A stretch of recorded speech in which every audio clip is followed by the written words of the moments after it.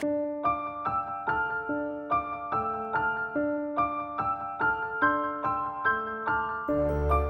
beauty of us coming out here and scouting right now is it just got done raining one night ago, so everything's going to be less than 24 hours old. All the sign that we're going to be seeing is going to be super fresh, and that coyote's going to be really close. If we start setting traps, we should catch coyotes within the first 24 hours.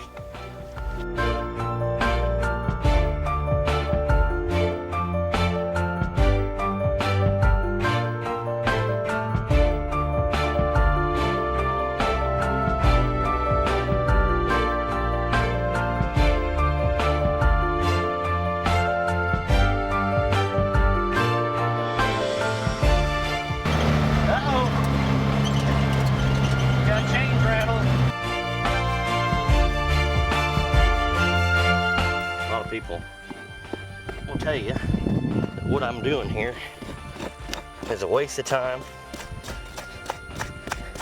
and you don't need to do it. But those people aren't wearing out summertime coyotes.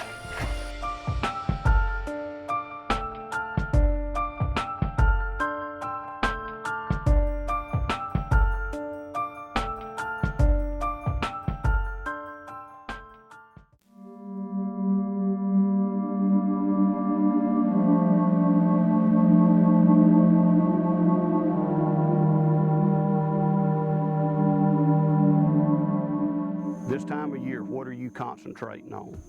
Fawning grounds. Coyotes know the areas where the deer are typically going to have their fawns. That's where you need to concentrate your trapping. Late July, we're in central Alabama.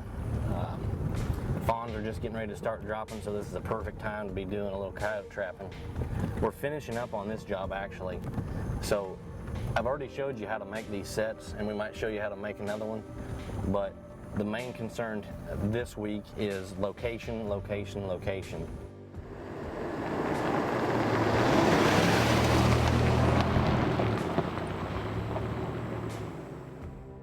Now this spot right here, it doesn't matter if it's summertime, wintertime, whenever. This is Grand Central Station. We're in the middle of a 200-acre clear cut. We've got a road that goes to a food plot and the main road that comes right in here. This sits in the dead center of this 200-acre piece of property. I went ahead and set one set right here and one right back there. If you can see that green bush, we've caught one coyote right here, which is kind of surprising. But if you think about it, this main road that comes through here, I've got traps on both sides of it, and we've caught 2 coyotes over here and 2 coyotes over here about a quarter mile away. So we're really cutting ourselves off. We really could have done really well on this piece of property with just this location right here. But we're here, we're going to set it heavy, and we're going to kill every coyote we can. Clear cuts, thick areas. This time of year, it's hot. They're not spreading out a bunch. They're concentrated in those areas where they know the prey source is going to be. This is probably the most important part of trapping in the summertime, is if you've got a four-wheeler or a Ranger or a little truck like this, there's a lot of time spent hanging your head out the window and just looking for tracks, looking for scat, anything you can find, because if you don't have sign, there's really not a use in setting that trap. Every now and then, we'll set a trap that just, you got to go with your gut feeling. You feel like there's going to be a coyote come through there, but 99% of the time we're setting on sign only. Sometimes they're in a very obvious spot, road intersections. Other places they're not. Maybe there's a spot in the habitat, there's a break in the habitat, maybe they're coming down a little drain with a clear cut on one side. You just got to be able to read the terrain, look at your aerial maps, and a lot of times when you get started on this, you'll be able to tell without even setting foot on the property. Looking at that aerial map, you can tell where that coyote's going to be. But there's no substitute for boots on the ground or driving around, head hanging out the window, looking for tracks. I know a lot of you guys got ponds on your property. Do not overlook a pond, dam as a good trap location on your place. This is a natural corridor. Summertime, wintertime, whenever. Coyotes are going to be traveling this. They're going to be hunting rabbits. They can get a drink. This situation right here, I initially set the trap right here. I had a little piece of a weed as my backing, and the coyote came and dug out the backside. If they do that, do not leave that trap there. Pull it up, and I brought it right here, reset it. Next night we caught that coyote. Pull the trap up and come right here next to it, set it back. Now it's been 2 nights, we haven't caught another one. So hopefully we've taken care of the coyotes on this end of the property. There's 2 major differences when you're trapping coyotes, summer versus winter. One is location. We've talked about location. Now we're going to talk a little bit about the bait. You can definitely use the same type of bait that we use in the wintertime, but that bait is not going to last near as long. Normally what I use in the wintertime is this RK Predator Plus, which has been riding around the truck for a while, so it doesn't have a label on it. But this is a bobcat based bait. It's a meat type bait. It's tainted, preserved, but when you got this hot weather, that bait's not going to last as long. It's gonna last for 2 or 3 days. You might you'll catch coyotes on it, but after that 2 to 3 day period is over, it's not going to be very attractive at all to them.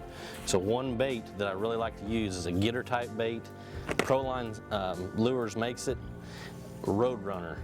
This is a fresh type bait. It's got a little cheese in it. It's really a bait slash lure, kind of a hybrid. But I use this in the dirt holes the same way that I use my RK's Predator Plus. Just get you some sheep's wool, and all you got to do is just take your stick and just dip it in it.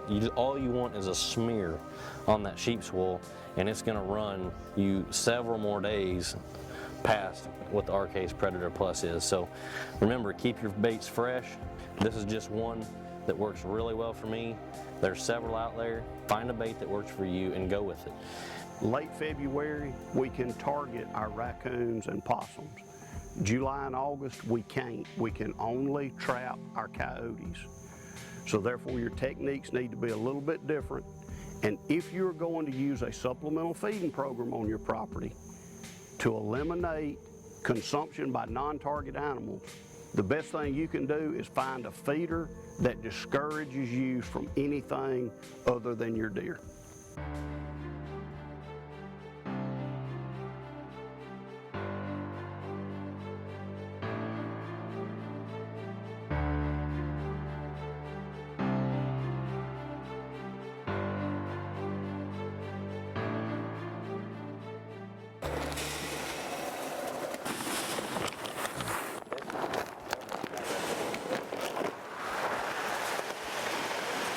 I know on the back end of this place there's a huge creek that runs right down off that hardwood draw, so these deer can come here, eat, walk right across here, get water, and they're good. Give them what they want. What they want. A deer is simple, really. They're a lot like Me? You're kind of like me? Simple? Simple-minded.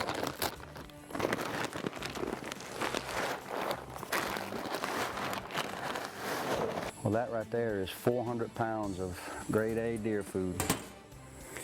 And these deer just come in here. A lot of people always ask us, will the deer truly stick their head in here and eat, or their nose? And honestly, if you watch a deer eat, he uses his tongue for everything he does, and they just reach in here and they grab it and eat it. We put these little, we call them hinges or baffles on here, and also on the legs we have a wrap that we've put around the legs, but our leg system has always been under the middle of the feeder, where coons, if they did climb up, could only get up the feeder and then they were stuck and couldn't go anywhere.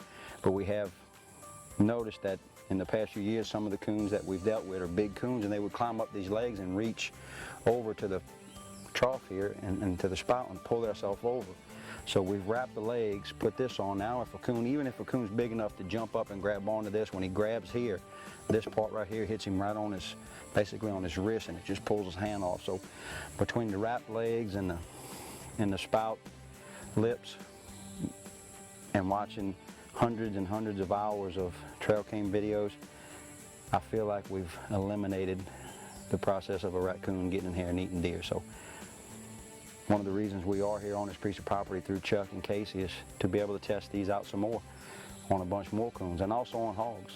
These folks have a ton of hogs here in Alabama, and they were feeding out of trough feeders, and the hogs would come in, and it's to the point now where hogs used to come in and just jump up and try to get their front ends, but now they're jumping into the troughs and eating. I mean, you get a hog in a trough feeder at 200 pounds of feed, they eat you out in one night. So between no weather, no rain, no moisture getting in there, keeping the coons out and the hogs out, I think we can feed the deer and give them the 100% food that they need and keep the critters out. No contamination.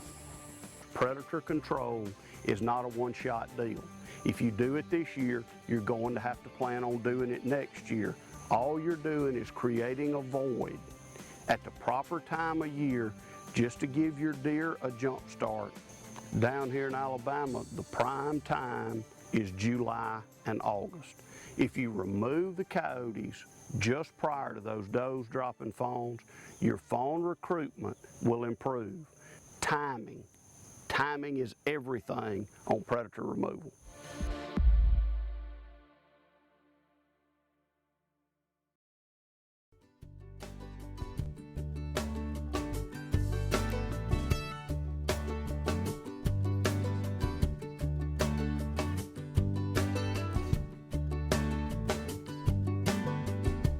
There's a place I go, tucked back in the pines, where a green field grows, my own little paradise. I'm thankful for this land and the life that it provides. See, the measure of a man is what he leaves behind. Oh, oh, take what you need and pass it on down. Oh, give a little back to this sacred ground. Sometimes you just got to get on old Chucky. Your own sacred Let him loosen up a little bit. I am what I am. If you sit me down, I'm gonna talk like this. In trails, in pine plantations, nothing can be better. That'd have been good if he hadn't have just bulldozed the camera.